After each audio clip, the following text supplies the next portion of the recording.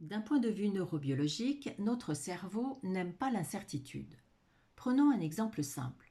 Vous envoyez un SMS très important, vous voyez qu'il est lu, mais aucune réponse ne vient. Si vous commencez par imaginer des scénarios catastrophes et à stresser, votre cerveau ne fait que suivre son instinct le plus archaïque qui repose sur 3 axes. 1. L'anticipation.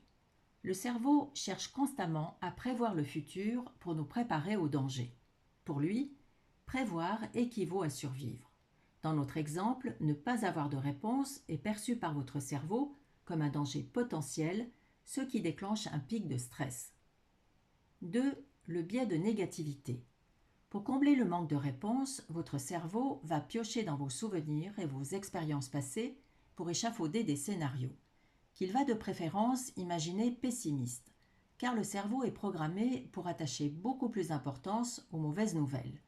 Pour lui, mieux vaut prévoir le pire que d'être pris au dépourvu.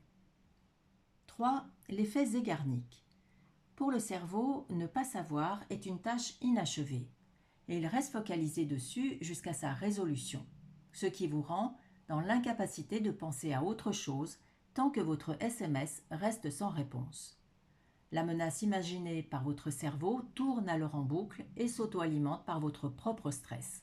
C'est une vraie spirale d'anxiété qui s'installe. Quelle que soit la situation face à l'incertitude, ce mécanisme de survie est le même pour tous. Cependant, tout le monde ne bascule pas dans l'anxiété. Cela dépend de l'arbitrage entre 2 zones cérébrales clés. Chez les profils anxieux ou hypersensibles, l'amygdale, centre de la peur, prend le dessus. Chez d'autres, le cortex préfrontal, zone de la logique, parvient à prendre les commandes. La bonne nouvelle, c'est qu'il existe des techniques issues des neurosciences pour calmer ce réflexe de survie lorsque le cerveau s'emballe. La première s'appelle le soupir physiologique. C'est la méthode la plus rapide pour abaisser votre niveau d'alerte. En situation, il s'agit d'inspirer profondément par le nez, puis reprendre une toute petite inspiration juste après pour gonfler les poumons au maximum, enfin expirer longuement par la bouche. Le faire 2 ou 3 fois calme instantanément le système nerveux sympathique et le mode alerte de votre cerveau. La deuxième s'appelle la vision panoramique. L'objectif est d'envoyer un signal de sécurité au cerveau. En situation, il s'agit de fixer un point droit devant vous, puis sans bouger les yeux, essayez de percevoir tout ce qu'il y a sur les côtés.